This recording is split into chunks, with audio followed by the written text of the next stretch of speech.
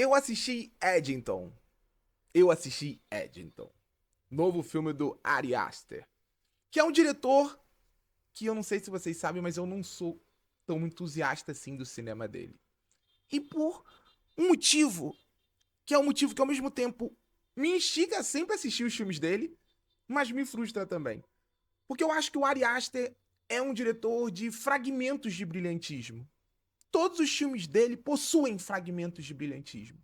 Todos os filmes dele conseguem alcançar uma zona desconfortável, conseguem ir além da superfície dentro daquilo que ele se propõe. Todos os filmes dele. Eu acho que de Hereditário, que foi o filme que lançou, e é um filme de terror com uma hora inicial super dramática, trágica, pesada, e que termina indo para uma zona super comum, super convencional, até um pouco Ctrl-C, Ctrl-V de filmes melhores, passando pelo Midsommar, que é um filme que eu acho um drama íntimo feminino muito profundo, perturbador até, sabe? É um filme que acessa a angústia de uma jovem obrigada a lidar com o luto, consumida por isso, tentando encontrar uma perspectiva. Mas aí quando o filme tenta ser chocante, quando o filme tenta ir para uma zona mais aterrorizante, ele flerta constantemente com o constrangimento. Bull tem medo é talvez o filme mais divisivo dele, e muito por isso também, porque você tem toda uma construção sobre o caos de um homem, que eu acho muito interessante, inquietante. Visualmente, esse filme tem lampejos assim de genialidade, mas sempre acompanhado de uma mediocridade narrativa, de um senso de pretensão que às vezes é autoindulgente, às vezes até se valida em tela. Eu acho que Eddington é mais um filme parte da filmografia do Ari Aster, que é esse diretor. É um filme, é uma sátira política com algo a dizer sobre os Estados Unidos, que ousa colocar o dedo em feridas nada cicatrizadas, questões do nosso cotidiano, como, por exemplo, o trauma do mundo pandêmico, da pandemia do Covid-19, que repercute muito nos Estados Unidos a partir dessa sátira política com algo, como eu disse, a dizer, mas que às vezes, é um pouquinho superficial em sua proposta. Embora tenha uma sacada aqui que eu goste muito. Eu quero falar um pouco sobre esse filme no vídeo de hoje. E aí, galera, eu sou o Thiago e eu acho que eu quero começar falando de Eddington a partir desses fragmentos de brilhantismo que, vou ter que confessar, colocaram o filme numa zona desconfortável pra mim, que torna ele talvez o melhor dos lançamentos do diretor desde Hereditário. Porque tem um quê quixotesco em Eddington que traz um caráter curioso a essa sátira política do Ari Aster. O diretor meio que se perde pelo descontrole de um homem medíocre à procura da grandeza nunca conseguida num cenário de ebulição social. Sabe a obra do Miguel Cervantes, Dom Quixote de la Mancha, esse fidalgo com um tantinho de dissociação da realidade, que perseguia dragões, que perseguia inimigos imaginários e, na verdade, estava fazendo isso para fugir de uma realidade, da própria realidade? Eu vejo muito disso em Eddington, principalmente no olhar pro protagonista do filme, o xerife Joey Cross, interpretado brilhantemente pelo Joaquin Phoenix. Porque esse personagem ele traz muito dessa essência quixotesca, porque ele é um homem, é um xerife, uma posição de poder numa cidade que basicamente nada acontece. A força policial dele tem dois homens ali que são fiéis escudeiros e que mas que não demora muito pra gente perceber que eles não são tão assim, não tem tanta capacidade, tem uma ambição ou outra, mas não são verdadeiros soldados capazes de servir e proteger aquela população, aquela cidade, a cidade de Eddington que eles moravam. E esse personagem, ele quer desafiar, sabe? Ele quer desafiar o status quo, ele tem como oponente o prefeito da cidade, que é interpretado pelo Pedro Pascal, que é um homem querido, é um homem latino, é um homem com influência, rico, poderoso, que no passado teve uma relação meio tumultuada com a esposa do Joe Cross, e parte desse rancor também tá ligada a essa relação. E eu vejo muito desse caráter quixotesco, assim, no personagem, no protagonista. E eu acho que o melhor de Eddington tá nesse olhar para o homem que diz muito sobre o mundo, sobre os Estados Unidos, sobre a perda de privilégio que ele representa nesse cenário, porque ele é uma voz contra a ilusão de progressismo que está personificada na figura desse prefeito.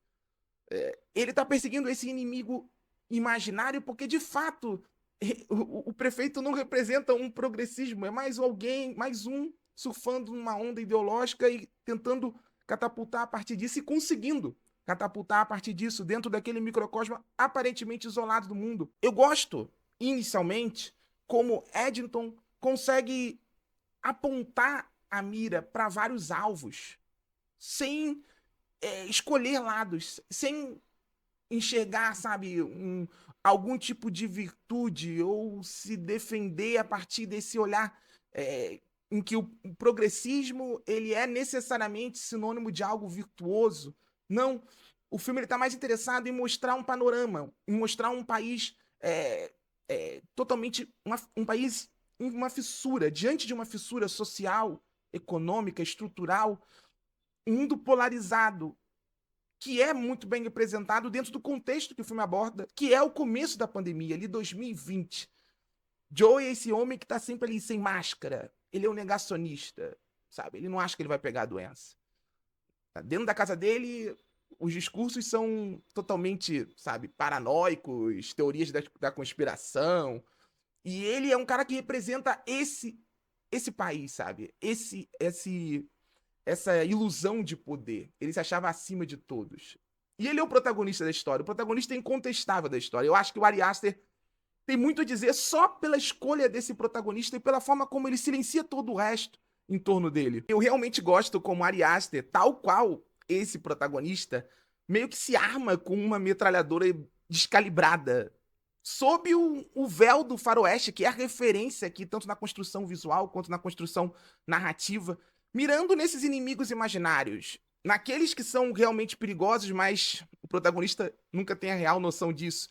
E também nos ignorantes, que conseguem esvaziar todas as pautas, até as mais urgentes. Tem um deboche aqui que eu acho que, pra mim, faz o filme funcionar como um todo. Ele não tá muito interessado em ridicularizar apenas quem costuma fazer papel de ridículo, que são os negacionistas, que são aqueles que no auge da pandemia estavam se expondo a um vírus mortal, que são aqueles que defendem a política da violência, da intolerância, da hostilidade. Esses são alvos e seguem sendo alvos aqui, mas ele também enxerga o outro lado disso tudo, sabe?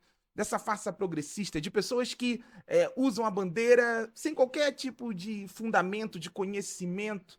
Tem toda uma subtrama envolvendo um adolescente que se envolve com uma garota que é ativista do Black Lives Matter e ele quer, do nada, se conectar com a causa dela, só que ele não tem nenhuma noção. E tem a melhor piada que eu vi em 2025 foi nesse filme, que é a cena que ele começa a falar pros pais super empolgado, apaixonado por aquela jovem, sobre privilégio branco, sobre os problemas na sociedade. E a casa dele é a casa que personifica o oposto disso. Tem metralhadora na parede. Os caras ali, obviamente, não estavam nem aí pra isso.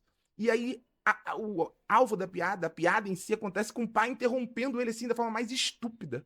E mostrando a realidade, sabe? A realidade daquela família, a realidade daquele homem, a realidade daquele lugar.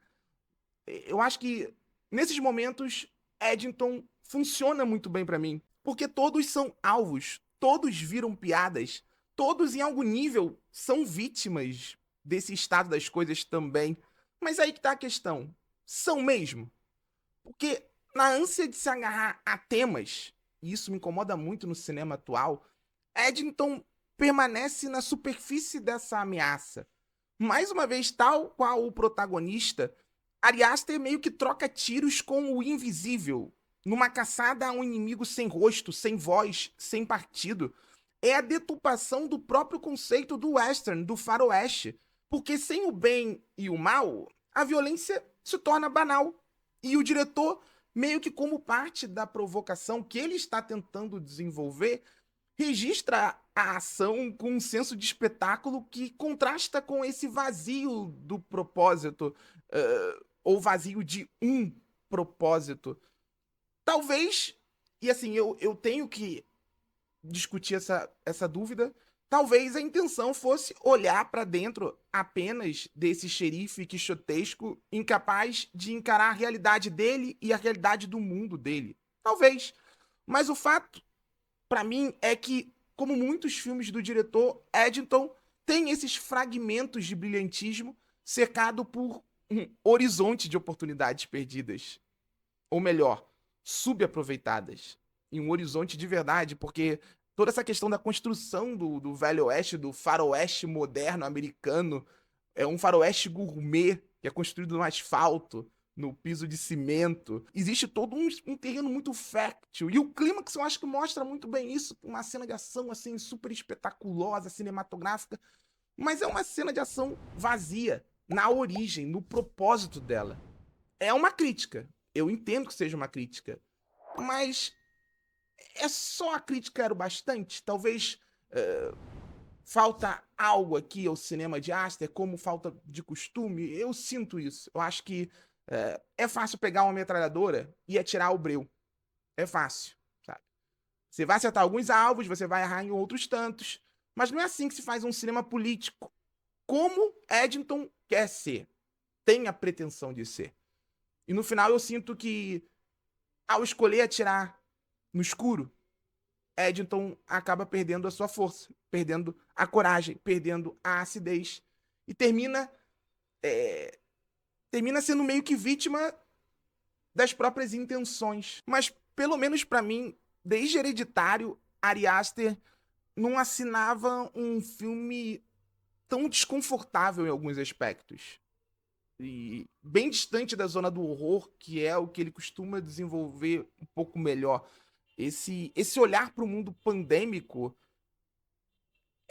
eu não sei se ainda tá muito cedo, mas meio que despertou uma sensação de impotência que o filme consegue explorar dentro dessa região tragicômica. Eu me senti mal em revisitar experiências da época da pandemia, o medo, a insegurança, toda essa coisa de um novo caráter social, de um novo processo de socialização no mundo pandêmico.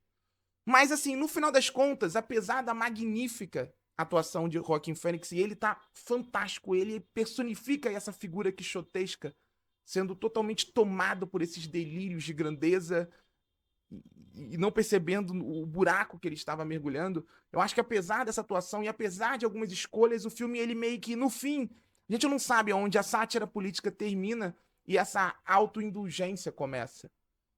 São fragmentos de brilhantismo. Mas é melhor que nenhum brilhantismo.